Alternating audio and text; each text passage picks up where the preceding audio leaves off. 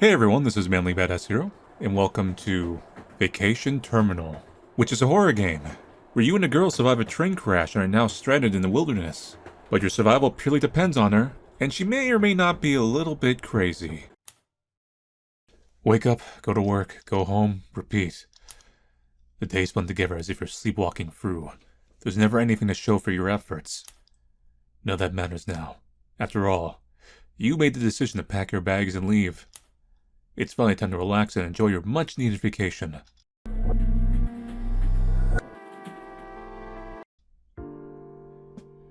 You head into the train and weave through the crowded compartments, searching for a place to rest for the next few hours.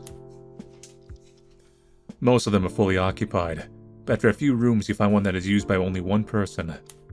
A girl that seems to be lost in thought as she stares at the window's scenery. You hesitate at first. It would be rude to bother her. But with no other options left, you politely barge in. Excuse me, do you mind if I sit next to you? All the other sections are occupied. Oh, sure, go ahead. You move to sit across from the stranger. She goes back to viewing the window, but occasionally you catch her sneaking glances at you. You both sit in uncomfortable silence, until you decide to start a conversation. So, where are you traveling? Huh? If you don't mind telling me, of course. Why do you ask? We're going to spend the whole day together. It doesn't hurt to chat. There's a place I've wanted to visit for a while, and I finally got the opportunity to do so. That's vague. Not much for small talk, huh? Hope you enjoy it, though. I don't really have a specific place I wanted to visit. Just wanted a break from everything else. If you'd like to, I could even accompany you there. Why? Don't you think it's nicer traveling with people or something? Yeah, it's doing a cold call here. Then ask a friend of yours. I don't have that many. I guess we have that in common. Wow, she's hard to talk to. Even with a pretty face like yours. If there's something you want, you should just say it. You're not very subtle with your intentions. Huh? Wait. I wasn't trying anything. You were kinda stiff and... never mind. She looks slightly amused by your attempts to backtrack. What's your name? We're in! Gabriel. Yours. Yeva. Nice to meet you, Yeva. Likewise. Hey, do you seriously want to come along? Before she could finish the sentence, there began a persistent rattle from the floorboards below. Do you hear that? What's up with that? I wouldn't ask if I knew. Without warning, your vision ceases abruptly. The last thing you register is a huge crash followed by an explosion. Boom! Day 1. Hey! Can you hear me? Please, wake up. What happened? You're awake. We're not in Skyrim, are we? Can you, do you mind stepping back a bit? Here. Thanks. What's going on? Our train got derailed. What? Are you okay? Yeah, our carriage was the least damaged. What about other people? I couldn't find anyone else. But I carried you all the way over here, away from the debris. I started a small fire before you woke up. Are we in a cave? Yeah, the walls make it easier to keep the hot air inside. And we need that in this winter. I think the fire needs more wood. And thanks for bringing me out of the snow. I'll help you with it. You brace against the wall and try to get up. Wait, you shouldn't move. As you manage to get halfway standing, you lose your balance, slipping back into the cave ground. You look down on the floor and notice something important missing. Why am I naked? Wait. Where the fuck is my leg? Sorry I couldn't keep everything attached. It's probably back at the train wreck. Oh, we were symbolically naked. But other than that, you're intact. I think. You try to say something, but pain searches for your lower body, and you're unable to do anything other than holding back your tears. She wraps her arms around your torso, her tone steady and controlled. You didn't happen to chop my leg off, did you? Look, I promise to take care of you until we're found. Those careless words came from someone who suffered at most a few cuts. Your voice begins to spill out in a frantic, unfiltered rush. What do you mean, take care of me? I'm a grown man. I'm just gonna be an extra mouth to feed for you. You're gonna eventually let me die out here. A tug at the back of your collar cuts you off, forcing your pitiful face to pull back from her shoulder and look at Yeva. Tin I bandage you up. As long as we keep the blood loss in check, you'll hold up until help comes.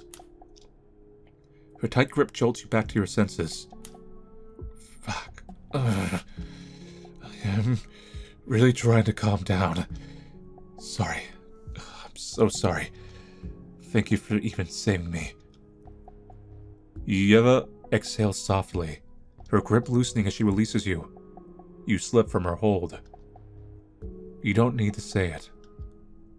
Her gaze flickers to the small fire below. It's burning out. I'll go out for some more scrap wood.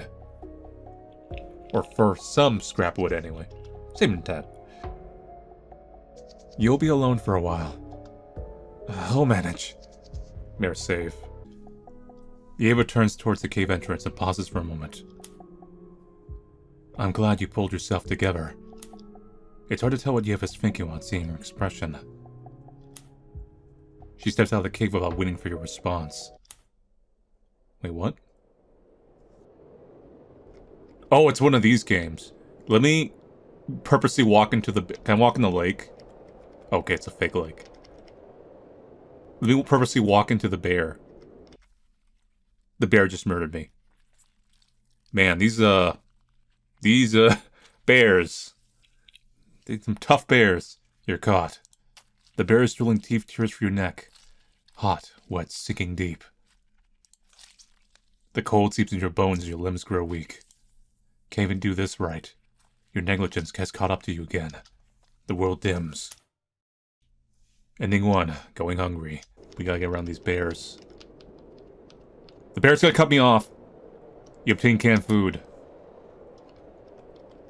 Bear, don't cut me off at the pass. Okay, the bears are over there. You turn back for him. I like that look in your face. It's comforting. In a sus way. I'm back. I was beginning to get worried. I wouldn't be away for long if I didn't have to. I wasn't complaining. I'm just glad you made it back. You must be hungry by now. I found some tin cans on the train that didn't completely crumple.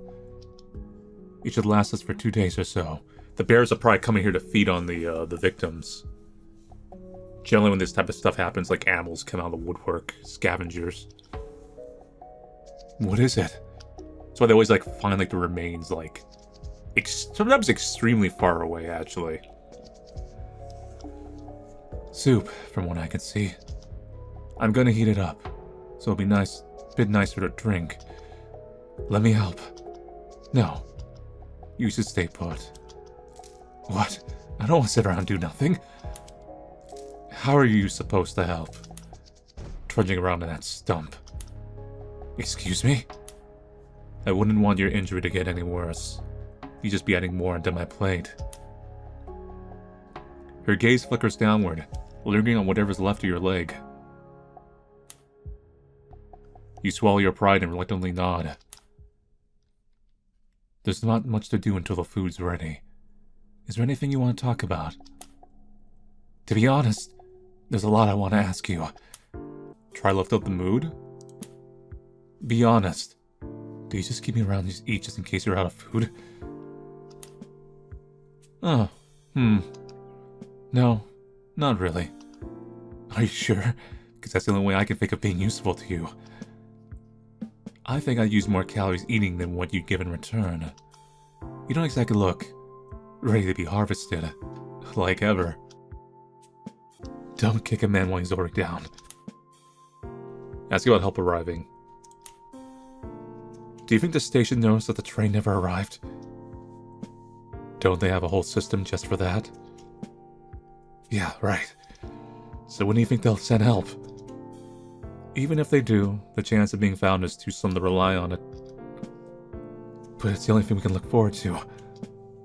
At the moment, but I'm sure we'll find our way to survive that just waiting. Are you blushing?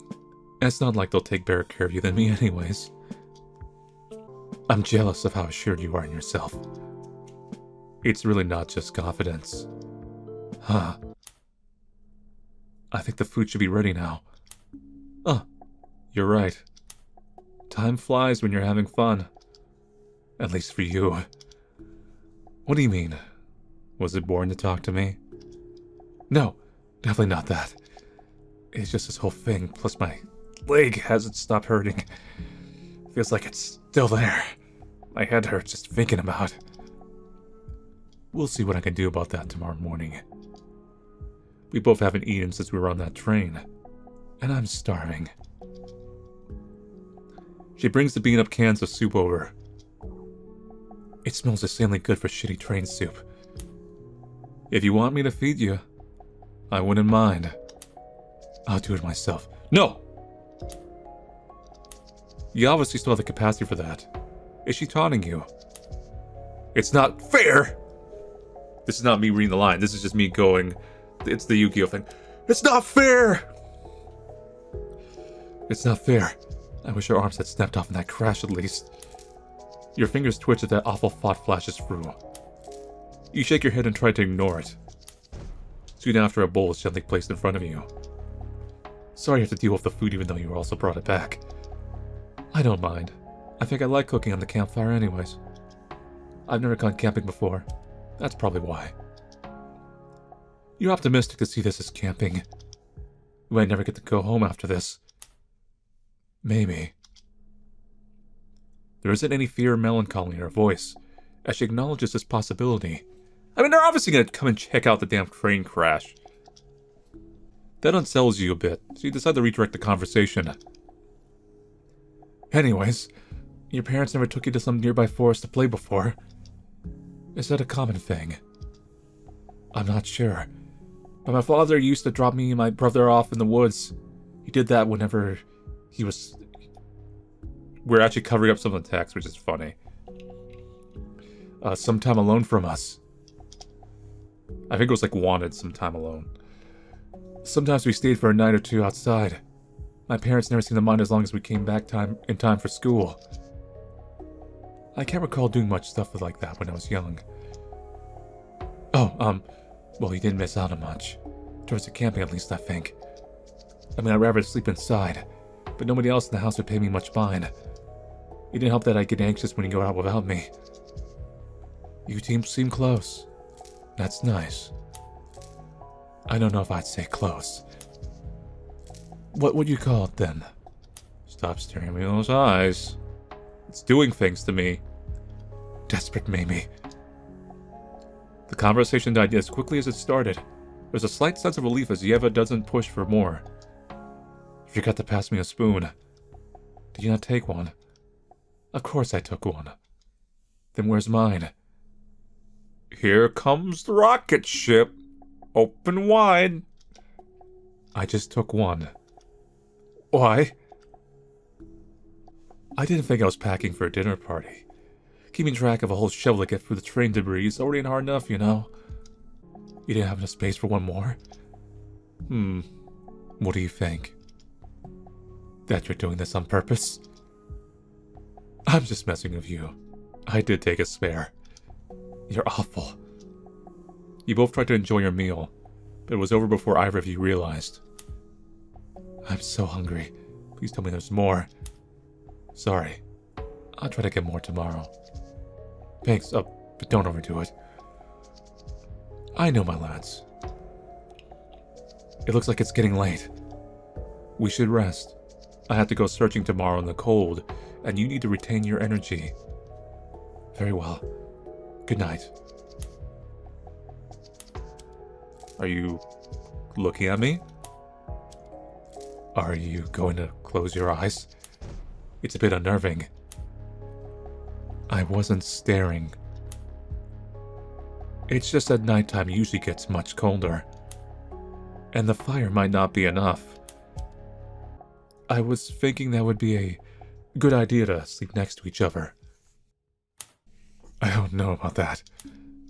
If you roll into my leg sleeping, I might cry. I think she's into that. I've shown you more than enough unsightly sights already. You'd let me keep somewhat of a proper appearance up, right? It'll be fine. Nobody else is watching.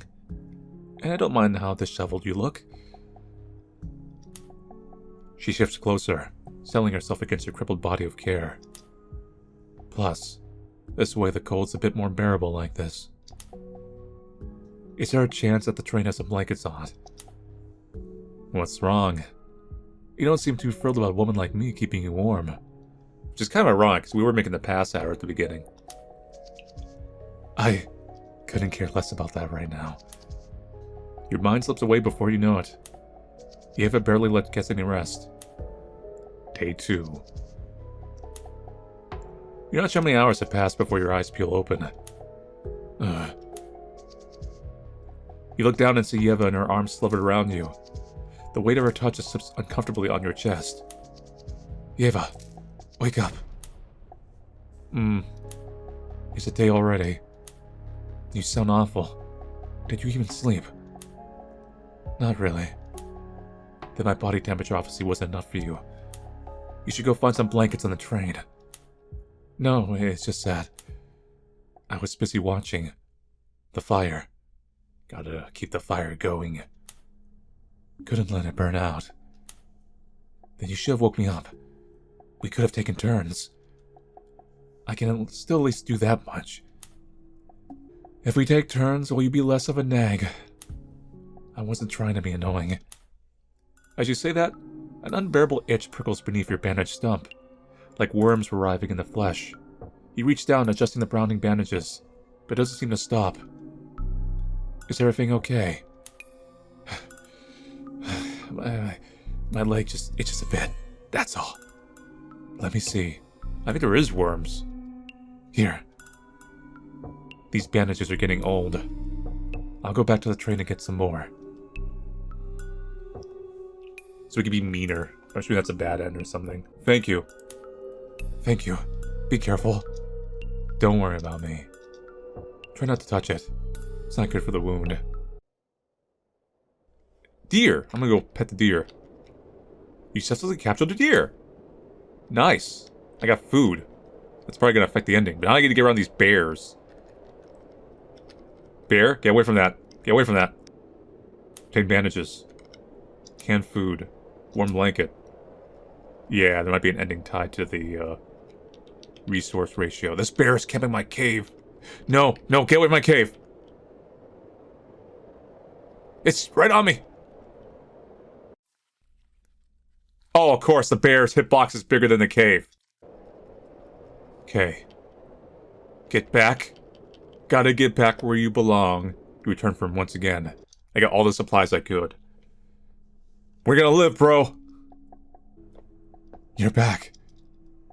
Of course. I'll put some food in the fire, then I'll tend your leg. As your next meal's cooking over fire, she sits in front of your injured leg and unravels the filthy bandages with care. Tell me if it hurts, okay? It's fine so far. She seems more than just practice, but it's not really the time to ask. It's off. I expected it to look way worse. I thought my skin would be rotting off by now. If it was, you'd be running a fever already. Yeah, because you would have an infection. Don't worry. You weren't sweating too much last night. You keep it close down on your patients, huh? She ignores your comment. Her fingers press the new bandages firmly into place, wrapping tightly too. Too tightly. You wince, but don't complain. All done. It's over now. I brought extra back this time, so we won't run out too fast.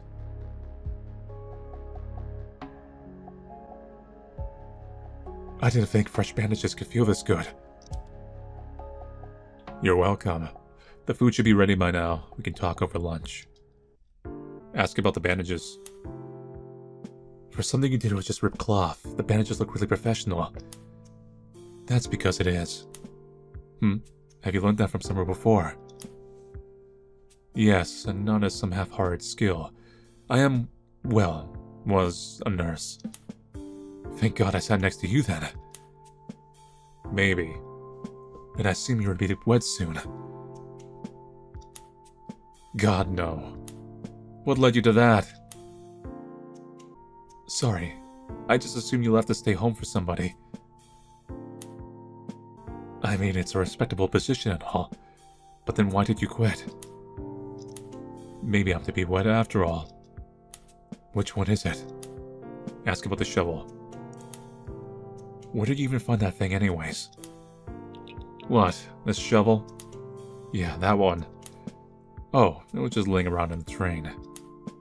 I don't think they put something like that in the passenger's carriage. You got it from the driver's cabinet, right? Yeah, this one's probably a coal shovel. Couldn't you have taken something more discreet? What, you're gonna report me? I don't want you to use that on me. I feel like it's already have been. So, no, ma'am. You should sleep first today. I'll keep watch. Yeva looks hesitant about your offer. Her eyelids betray her and begins dragging shut. I'm not that tired. Right. And I'm thinking we could walk home in this blizzard while we're at it. I'd be screwed if you get sick or something. The dim moonlight catches a shadow on her eyes. For a moment, she almost looked fully awake. I'm getting worried that your body won't hold up if you push yourself like this. Tell me, what can you do by yourself, even with sleep? Her tone isn't mocking. She's asking you a genuine question. Huh? Just wake me up whenever. I'm sure you'll be just tired soon, too. She turns away from the conversation. It doesn't take long for her body to slacken. The cave fills with her breathing, leaving barely any room for you. You're left staring, your nails digging into your palms. Your eyes drift to the rock beside her head. It's only fair. Those words slip out of under your breath. You can't help but smile as you mumble under your breath. Why am I smiling? You clench your fist and hit the top of your head in frustration. You quickly shuffle away from Yeva's sleeping body. Why couldn't I have just died in the crash? What is you with your attitude? A few hours pass and you wake Yeva up for her shift. Despite the spat you two had, you suggest to her that she wakes you after a bit to continue her own rest. Wake up. Is it my turn? Give me a minute. You can start sleeping if you want. No time. Sun's up. Come on. I told you to wake me sooner, so you can get some more sleep. I got distracted, and sleeping too much isn't good for you. What do you mean? It gives you back pain. I was talking about that. Did something come into the cave? What were you distracted by? Nothing came in. You were just twitching around even in your sleep. You're just like... Sorry, I couldn't hear the last part. It's nothing. Yeva pauses. Her finger tightens on the edge of her coat sleeve, before relaxing her hands. Have you been getting nightmares a lot recently? There's something strange about the way she asks, like the question has been gnawing at her for too long. I guess. But it's sort of expected when we've been stuck in a place like this. Like you're not coming back after a search, and me having to wait here and starve all by myself. It makes me feel really helpless. I wish I didn't need your help so much. I'm scared you'll grow tired of helping me. A heavy silence follows. It was probably rude to complain about her goodwill. Don't get me wrong. I'm really grateful to you. I don't understand. Yeva leans over, her fingers caressing your cheek. Am I doing something wrong? No, you're not doing anything wrong. Is it shameful to be taken care of by me? There's no reason to reject my help. I'm not rejecting. Then why are you pulling away from me? You need someone to look after you. Her free hand pushes down your stump slightly. It hurts. You grip her wrist and drag it off. My life's already over. Even if we get found, what am I supposed to do when I can't even walk anymore? I don't want to go home, but I can't stand to stay here either. Maybe it'd be easier to die out here. It's better than being treated like I don't exist anymore just because I can't give anything anymore. You avoid her eyes. Expect to be met with disappointment if you don't look back. Then, do you want to run away with me? She's speaking as if there's a train parked right outside the cave ready to take you both. To where? The town I was going to. I don't think you thought this through. It's not my hometown. I wanted to go with someone else. She pauses as if preparing herself. He's dead now. You're not even sure why Yeva's telling you any of this, or what she's thinking. Ask you to go in the place of another man. He was my patient. He'd always talk about bringing me along to his hometown, instead of just speaking to me every day beside his hospital bed. I used to humor him, telling him that I'd go anywhere he asked as long as he finishes his treatment. I wonder if he ever realized I meant it. Then one day, I found his brains splattered on the pavement outside his ward window. His family thought he did it because I wasn't doing my job properly, and they canned me, just like that. It's hard to live a helpless life. I wouldn't blame him, but it wasn't your fault. Her gaze turns bitter as you mention that. You should change the subject. So if he's dead, why were you still traveling there? Just to see, I guess. I went out of spite, to be honest, since he missed home so much. But then you spoke to me on the train. Me? What do I have to do with...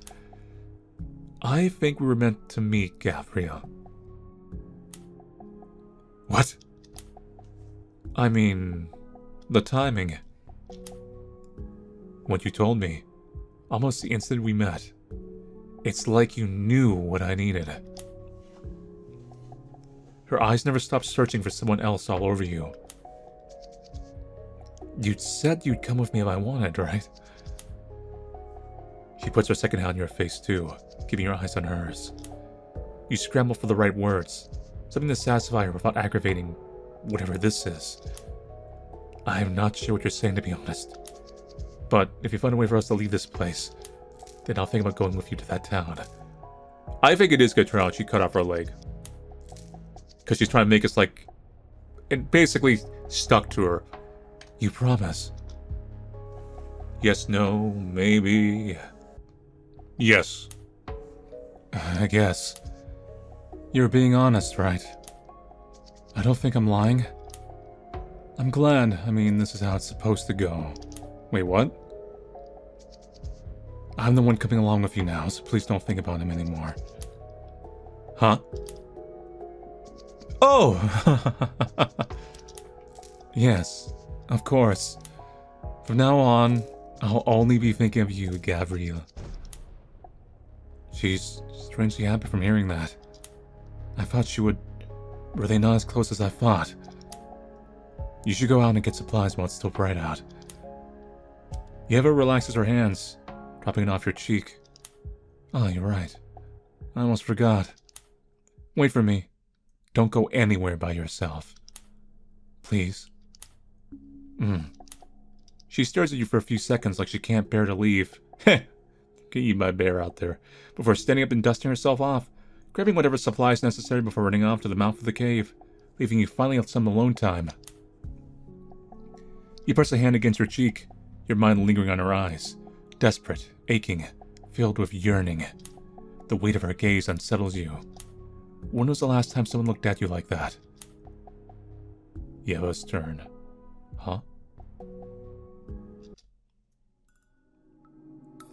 Is there anything still worth taking here? I honestly thought the useful stuff wouldn't run out so soon. I guess that was naive of me. A piercing clang of metal echoes through the wreck, and a sharp clack, ow, like something had been unlocked. What was that? You managed to hide behind a mangled door frame just a bit ahead. You look behind to find a disheveled woman inside the driver's compartment. Ah, finally! This jammed door wouldn't even open with just a key. The woman stumbles on a dusty control panel mounted on the wall. An intercom! Please, please work. A burst of static crackles through the speaker, followed by a voice. Yes? Hello? Hello? Hello? I was on the train that derailed about 4 days ago. On the line. I think we're in the middle of getting it when it crashed. What? Alright, we understand. Hello, miss. Are you still there? Hello. If you can still hear us, we've got your location. Please remain calm and stay where you are. We'll arrive as soon as possible. Over. You glance at the cracked head. Blood steadily pools below. Animated. Her head tries turning around off the floor to face you. You begin slamming your boot against her ribs. Who told you to go ahead and make this more complicated for me? Why does everyone go off making decisions on their own? Fuck! You stop and catch your breath, running a hand through your hair. If nobody knows this chick is dead yet, she'll probably still work as a distraction. You kneel beside the woman's body, searching through her pockets, a wallet, some loose chains, and a keycard. You snap a corner off. This will be your excuse. You tuck into your coat. Pulling on the warped door, you manage to force it back into lock position, leaving the corpse stationed within. She's out for so long this time. Did she die off somewhere? What she's taking her sweet time for? My stomach hurts. But she usually trashes the scraps outside. Do I just crawl out there? It's so cold outside, I don't want to. Plus, it's humiliating. Your stomach clenches. The dizzy spells make it hard to stay lying down comfortably. I kind of wonder if you killed the other guy you were talking about. You drag yourself forward to the cave entrance just ahead. You peer past the threshold. It's so cold. How did she ever even deal with this? A small heap of cans casually dumped at the corner of the exit catches your eye. Scraps from last night. You shuffle towards it, only to find most of it picked clean, if not frozen to useless shards of ice. I'm the one who ate it. Of course there wouldn't be anything left. You glance around, searching, and you see it. A stain in the snow. Old blood.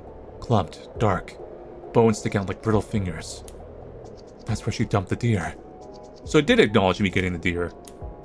You brace yourself and push forward, crawling through slush. You need something. At last something glints in the frost, a shape half submerged, smaller than you remember. That's not right. Where's the rest of it? I mean, the bears would have got to the corpse. You lean closer. Is that meat? You reach toward it. Instinct more than thought. Your fingertips graze something solid, or maybe it's a body. Holy shit. Wait, no, it's our leg. Muscles, tendons, frozen raw. You pull and you see it. The familiar curve in an ankle, blackened toes curling inward. Ah! Your voice breaks, the bile surges. You double over, retching into the snow. Chunks and acid splatter beside the limb. It's not mine. It's not mine. Someone died here. It's some dead guy's leg. But why's it smashed in like that? Another dry heave rips through you, but there's nothing left. I have to get back inside. You don't remember crawling back, only the cold and the pulsing in your head. Time slips. You wake till your hands and your shoulders lifting you. Gabrielle. Jesus. You stink like vomit. Are you sick? I'm just hungry. What took you so long? I had to drag a deer up the slope. And you'll eat soon. Don't be dramatic. How'd you even manage to carry the whole thing? Adrenaline, maybe. The antlers kept catching in the snow. I left a trail wider than I'd like. Is that why it's missing the head? Did you want it? No, I just meant... You seem weirdly comfortable with this kind of thing. Comes with the job. You stop seeing limbs as limbs when you clean them off every tables every night. You swallow hard. The ankle in the snow flashes in your mind. It's so vivid. I'm putting the food on the fire now. Thanks. She looks back at you again. Her eyes linger on your clothes, your face. Where exactly did you vomit? I don't see anything inside the cave. Your eye twitches. I was too hungry. I scooped it back up, swallowed most of it. Huh? Was that a joke? No? The silence stretches. She doesn't move. You look away. The food should be done by now. I'll feed you. What? I can do it by myself. Is it more embarrassing than eating your own puke? I mean, no, but still... She presses a spoon to your lips. You open your mouth. Before you finish chewing, another bite is already there. I don't want to picture that again. Even if you were starving. That's... Eat properly now. I'll give you some of mine, too. Eventually the bowl's empty. Yeva covers you with one of the train blankets, holding it carefully at the edges. Yeva. What? Have you seen my leg? At the crash? It's probably buried in the rubble somewhere. I haven't seen it. Not even around here. Outside. Why would it be here? Even if it was, I'm not going to freeze looking for a severed leg. But you wouldn't need to look. You only crawled a few feet and you saw one. Why not mention it? I'm tired. She lies beside you. Your thoughts linger and spread like an infectious disease, but your body is too worn to move. Day 4. Ooh, and unlucky number 4. The first thing you see when you open your eyes is Yeva snuffing out the fire. What are you doing? Quiet. There's something outside. She presses a hand to your shoulder, guiding you back against the cave wall. Her body is tense, eyes locked in the entrance, unblinking. Silence stretches on. You listen closely, then a soft thump, the sound of snow shifting in the mouth of the cave. Yeva exhales sharply, dropping her hand from your shoulder and muttering under her breath. Just a burn. You glance toward the entrance. A few discarded cans lay half buried in snow, barely visible beneath the rocks. Even if you throw the bones and meat far enough, those cans still attract animals. How do you know I throw them away separately? I just assumed. Most people don't think the cans would smell like much, so they just don't separate them. You know, you've been acting strange since I got back yesterday. Did you go outside? Should we lie? Let's say yes. You were gone a lot longer than usual. I thought something might have happened. I don't ask much of you. Why can't you at least follow simple instructions? That's all I know how to do. You're not making it easy to trust you. Keeping me in the dark like this. I found a leg. Someone's half buried by the entrance. You never said anything. It's not like I went digging for it. You should have told me. You have said something if you actually gave a shit about what I think. Yeva blinks. Not the much of the leg, but at the fact that's what's bothering you. Bodies turn up in rural places all the time. They blend into the landscape. So if that's what this is, that's not my point. She hesitates. Her tone softens, like she's choosing her words more carefully now. I didn't want to scare you. We're barely sleeping as it is. I didn't see the point of making things worse. But even if you're upset, I can't have you wandering off alone. It's selfish. Selfish? I'm selfish because I didn't see her like a kicked dog waiting for you to come back from God knows where? I'm useless, so I should just shut up, keep my head down, and be grateful wherever you bother to tell me things or look for me anymore, right? Would me being gone really change anything for you? Why do you even keep me around? Your throat closes up. Part of you doesn't even want to know the answer. Yeva waits, exhales, and finally looks at you. You're asking like you actually want a reason. But this is just childish pleading, isn't it? You want me to tell you that you matter to someone, even if you're pitiful, that you're worth something to me, right? She pulls you into a sudden embrace, her voice brushing against your ear. Well, haven't I already been giving you that? I think we're perfect for each other, Gabrielle. Stop it. Don't hug me after saying something like that. I still don't know why you want me around. Acting like this will hurt my feelings, you know. I need you. Isn't that enough? Even with the campfire snuffed out, her words leave something warm in your chest. My dokis. Not comfort. Not really. Just heat. Like you're waiting to be boiled alive. You should spend some time sitting here and think it over. That should be plenty to do while I'm gone. Wait, you're leaving now? I've spent too much time here today. She stands, brushing dust from her coat. I need to check outside. Because of the bird? Wouldn't that be nice? Yeva tugs at her sleeves, smoothing the fabric slowly and deliberately. A nervous habit. You have to stay put this time. I'll come back, definitely. Before you can respond, she equips her shovel and hurries out of the cave. Her movements are more urgent than any of the days before.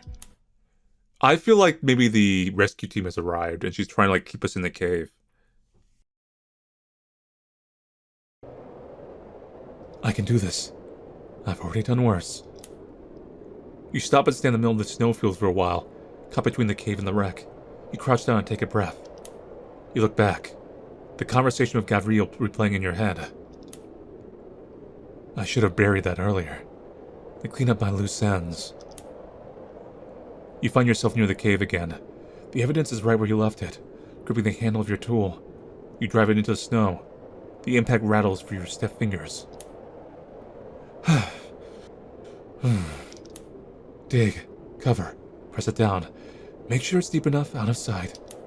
Your fingers twitch around the handle of the shovel. Bloodstained. You drop it away from the pile and kick some snow on top. It's done for now. The way back is long. Your body feels heavy, trudging on autopilot. The wreckage is ahead. You can see the rescuers now. Their bright jackets standing out against the snow. I was right, they're here. That's what the noise was. That's why you put out the fire. You don't want us to find you. Only 3 of them. That's manageable. The nearest rescuer notices you first. Are you really gonna murder everybody? Miss, are you injured? You stare him for a moment too long. Something cold settling in your chest. Then you stagger forward. Weak. Unsteady. It comes naturally. You are exhausted after all. There's another survivor. A woman. She's trapped in the intercom room. The keycard for the door broke in the crash. You pull the stolen keycard out of your pocket. Barely manage to keep your fingers from trembling. The stress is working in your favor, in terms of acting. I couldn't help her. Please go get her. The rescuers take the useless card without a second thought. 2 of them immediately head toward the wreck, leaving one of them behind to keep watch. You let yourself stumble, just enough to make him reach out. Hey, easy now. You're safe. We'll get you and the others out of here soon. His voice, a mix of concern and comfort. He steadies you with his hands, trying to calm you. As you rest against him, you shift your fingers, brushing against his jacket, careful not to let your heart rate become noticeable. I think there's one more person, a man. He left earlier and walked up that mountain over there by himself. The rescuer hesitates, thinking. Then he pulls out a radio, his voice low as he speaks to the others. Got a suspected survivor up on the mountain ahead. Keep updated on the extraction. Copy that. He starts to move your body off his chest, his hands gentle but firm. During this, you slip a hand into your pocket. Your eyes catch the massive shape of the vehicle ahead. It's as if 2 rectangular boxes were linked together on top of large chain tracks. Oh, you're gonna steal their car. There are deer corpses and blood trails from that direction. Get in, I'll need someone to point the way. He helps you climb inside. The seat is hard, cold against your back. You slide into the back seat of the front compartment. It's a cramped fit, but out of his immediate reach. The rescuer slides into the driver's seat. The engine hums to life with a low mechanical groan. The tracks scrape against the snow as it rolls forward. I think he went that way. The drive is silent except for the rumbling engine. The trees blur together.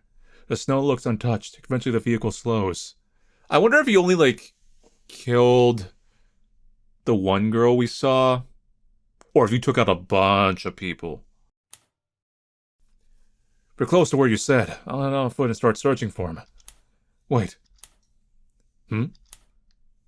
He turns his head just enough to catch her voice. Whoa! You can't do my man like this. And that's when the knife sinks into it. The steel slides in under the hinge of his skull, with a sickening crunch, angled just right. You press a steady palm against the far side of his face, pitting him upright, keeping him steady. The blade hits bone, stalls, and grinds its way through. A thin tremor ripples through his body as the tip pierces soft, pulsating brain tissue underneath. The man's mouth hangs open. His fingers twitch, hands fumbling weakly at the empty air, grasping for something, anything, but there's nothing to reach for. His body gives one last tremor before slumping into the seat. You twist the handle, breaking the suction, draining a thick trail of blood and tissue out of the blade. A warm, viscous line drips down your wrist. The car fills with a thick metallic scent of iron, clinging to your throat. You shouldn't have felt much. You reach forward, flicking the car door open with a click. I wonder if you were even a nurse. Were you just like a serial killer? His body spills out like garbage, face down in the snow. You try to look in his direction. You climb over the seat, sliding into the driver's position, the wheels cold under your fingers. You shift into gear and drive. Your turn. Where is she? A quick check shouldn't take this long. Maybe she's actually decided that she'd leave me here this time. Was I really stupid enough to believe she'd stay without use for me? Of course she'd get tired, especially after not listening to her. The thought wedges itself in your mind, an ugly, nagging thing. You squeeze your hands together, feeling your fingers press into the bones of your knuckles. A small, sharp pain, something to keep you from slipping too far into thought. You glance at the cave entrance, but quickly avert your eyes. Feeling a twinge of guilt, there's no point in crawling outside again. A low, guttural drone. It rumbles through the cave like something alive, distant but steady. What the hell is that? That sounds like... Is that an engine? A car? Someone there? Your body moves before your mind catches up. One palm slams against the frozen ground, pushing, dragging the rest of you forward. Stop, please, please, I've been stuck here. Your voice is raw, leaking with desperation. I'm assuming she's gonna say, oh, I found this when I was out hunting. Just randomly out here. You see two hulking metal compartments linked together, rolling forward, carving a path through the snow to you. It slows and comes to a stop. The door swings open. The inside of the vehicle is red. Not splashed or smeared. Drenched. It clings to the dashboard, the seats, the wheel. Veins of it drip along the window seals. You can smell the iron flooding out the door. What the... The sound escapes you into something between a breath and a laugh. Yeva? Yeva? Why is there so much blood? Where did you even get this? Did you... Are you disappointed that it's me who's in here? Alright, Makima. Her words coil around your ribs and tighten like a wire. A realization settles in your chest. Her presence has become more relieving than any hypothetical outstretched arms of a rescuer. Because it'd only be hypothetical. You don't have anyone in your life that has time to check up, let alone file a missing report on you. It was wishful thinking from the start. No, it was always just gonna be you, anyways, Yeva. You said you'd come back and you did, so I've never been happier to see you. You strain to lift yourself, dragging your body closer to the stench of blood, closer to her, just to feel her, to see that she's really come back just for you. Yes. Yeva's hand reaches out. Bloodied, but warm. The kind of warmth that urges you not to ask questions. I don't care anymore. It's cold by myself. You hold your breath and take her hand. She pulls your weary body out of the cold. You really did well waiting for me here, Gabriel. Do you still want to come with me even now? The front cabin is a mess. The rear is untouched. I can carry you back there, if you'd like. No. I want to stay next to you. I hope you won't mind the smell then. I think this is because of the choices we made. We were like very positive with her. You fully enter the blood-slick cabin. Yeva lifts you into the passenger seat, settling you against the cold window. Outside, the snow blurs into silence. How long can this last before it all comes crashing down again? Ending 2. Her vacation. I guess let's just start being mean to these old choices. Hurry up. Hurry up. It'll take a while to get back. Try your best not to scratch it. You wouldn't want an infection. Okay. Think about you going to that town. You promise? Maybe. I'll think about it. There's nothing to think about. I'll always take care of you. The same way I do now, if that's what you're worried about. Wouldn't you hate being tethered to someone this useless? No. It's perfectly fine that you're like this. I don't mind if you stay like this till you die. That's a cruel thing to wish upon me, Yeva. I don't understand. What did I say that was cruel? What's done is done. You will need someone, and I am capable. What's the wrong with giving myself that role? Unless you think I'm not good enough. It's not fair to keep that to yourself, you know. I can take criticism, but if you keep those thoughts to yourself and act on them behind my back, I can't stand that type of thing. No, it's nothing to do with your ability, it's just that charity cases always rot on the shelf eventually. What then? Should I start decaying once you're bored? I have nothing I can give you, so I can't assure this can keep going on. I won't be able to handle something like that. Yeva doesn't answer. Is her silence agreement? She moves in and brushes your cheek, soft and sweet, like none of this conversation just happened, with a small, overjoyed smile creeping in. Is she enjoying this? You should go out and get supplies while it's still bright out. Okay. Did you go outside? No. Let's lie. Quick to accuse me, aren't you? Why was there snow in your jacket when I came back? It's what your boots bring in.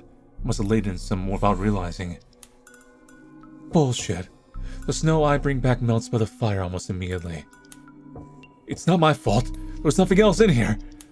Do you mean just sit here and die if you don't come back? Are you really acting this dance on purpose?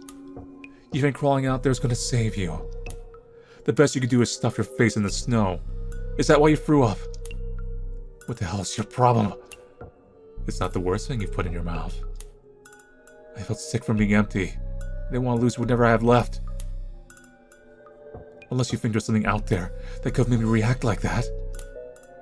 Your words hang in the air. Unspoken weight between you. Yeva hesitates before choosing her response. You're fragile. It'd be hard to narrow it down. So that's all I am then.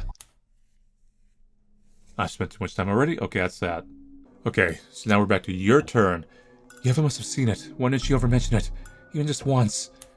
She said I lost it somewhere in the wreck before. How am I even to get up here, though? I lost it down at the... You try to picture it, the train, the impact. The metal screeching against the rails. You try to picture the train take a limb off of it. But it doesn't come. There's a gap, where the sensation of machinery tearing apart should be. Something is swinging from above. Someone. Ugh! You jolt.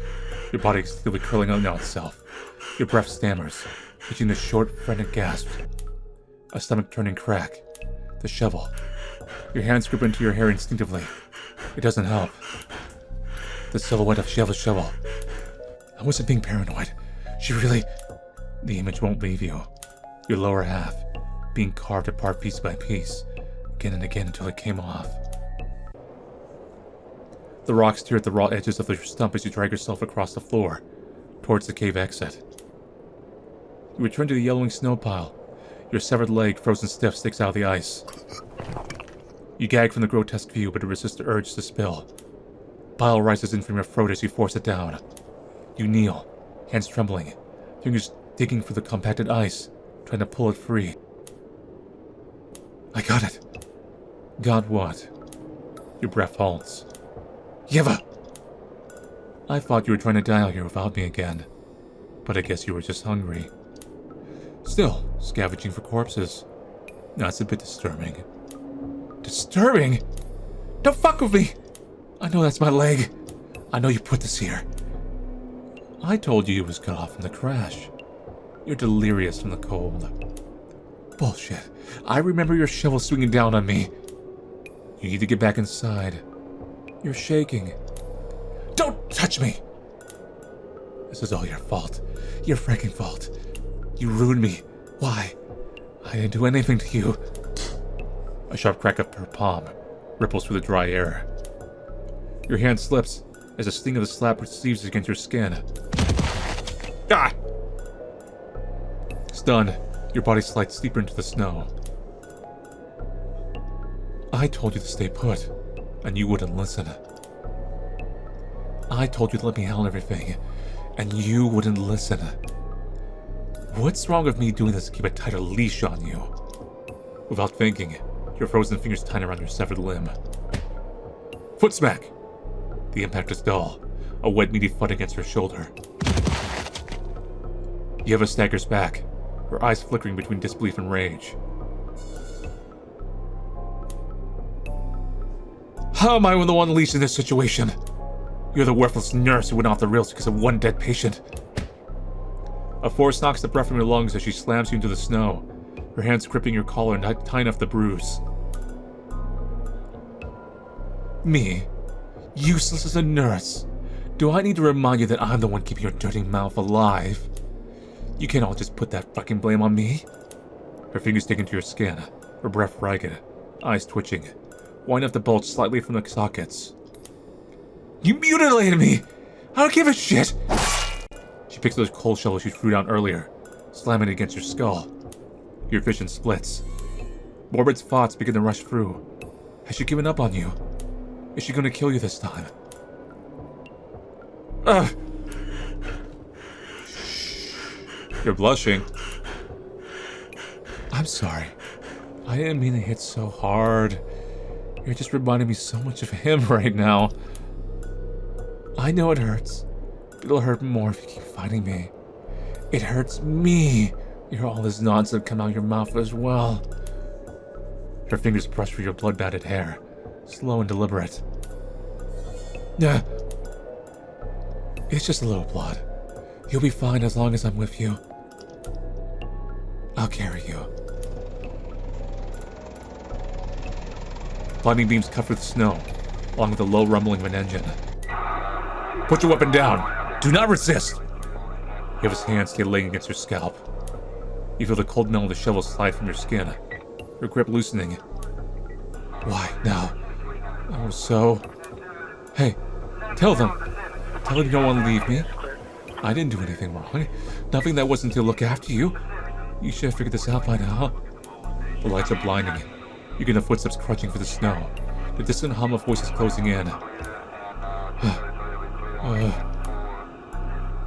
Stop. Pull yourself together. Don't look so happy. A hoarse, empty laugh escapes her throat.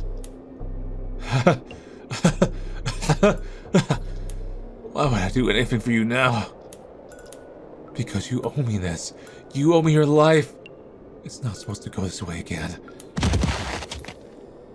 A pair of hands shove her face down into the snow.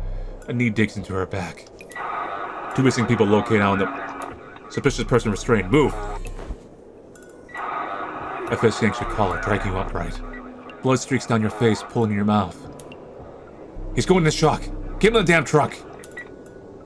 The world spins. Distant shouts, crunching ice. You're hoisted, shoved, your limbs too weak to resist. A fleeting thought appears right before you slip out of consciousness. Even if I'll be alone now, at least both of us are ruining this trip. Not just me. Not just my vacation. Tile drop! Not just me. Ending 3. Going home. So, that's it for Vacation Terminal. So, a bit about the story. So, we have our protag. We don't really get too much of their backstory, but for the most part, it's a person with a little bit of a broken, kind of like lowered ego, lowered sense of self. Definitely a little more pushable and moldable. And then we have Yeva, who is much more, of course, assertive, very controlling.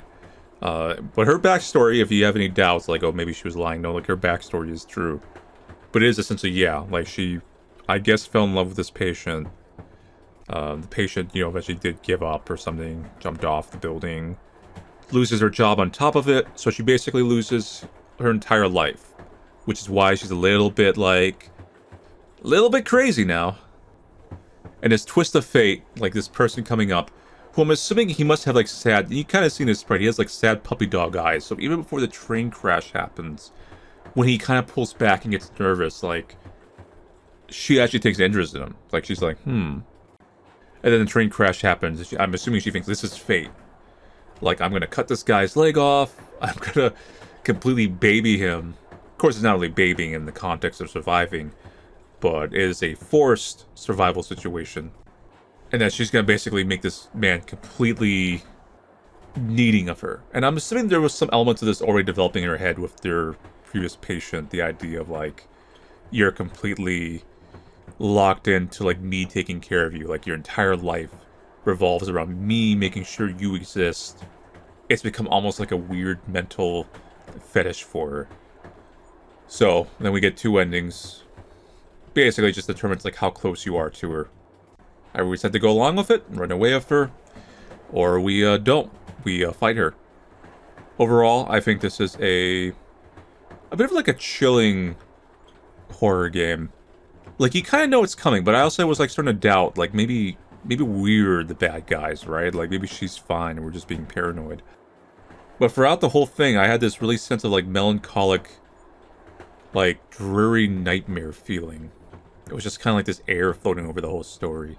And it kind of gave the whole story a bit of a vibe, a bit of atmosphere that I did enjoy.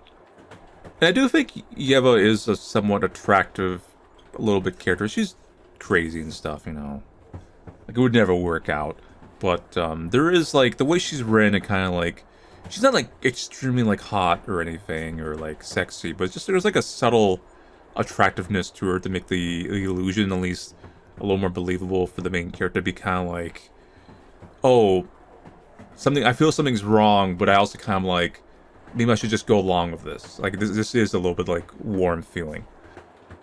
Now, funny enough, and maybe some people will make some comments about this, there was a recent movie that came out, very recent, that was a bit similar to this premise. Very similar, actually. Not quite the same. There was some different nuance to it, but similar kind of like story structure. And before anyone makes that comparison, this game came out in 2025, so this one beat that movie. So it's not influenced by that. So a little bit of coincidence timing.